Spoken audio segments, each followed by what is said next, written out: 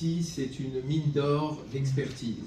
Je reprends le mot d'expertise, puisque c'est vrai, il y a beaucoup d'expertise chez nous.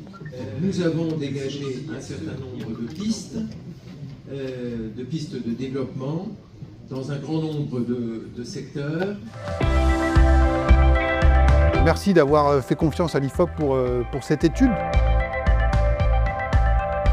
Intégrer une organisation conviviale favorisant le lien social. Et donc on a vu que le social était un des champs sur lequel on serait le plus prêt à y aller pour donner aux autres. Mais c'est aussi quelque chose qu'on aimerait recevoir, c'est-à-dire qu'on vient aussi rechercher du lien, des relations, quand on s'engage dans ce type d'activité.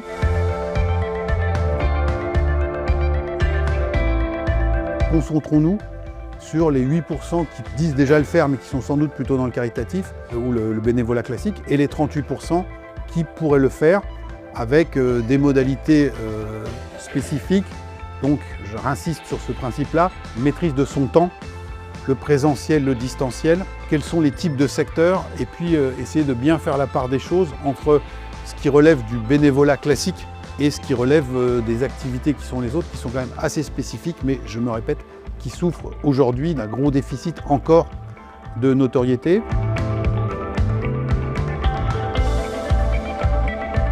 C'est pas tant l'appétence qui manque que la méconnaissance, à la fois alors, du concept et puis aussi des structures.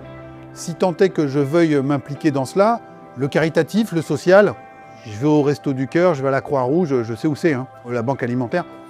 Bénévolat de compétences, bon alors il y a Internet, mais comment on trouve ça près de chez soi? Des gens qui veulent aller passer du temps pour aider la petite commune à déposer un dossier et à se prendre la tête sur X pièces à remplir. Vous êtes des héros, hein, mais vous n'êtes pas forcément très nombreux.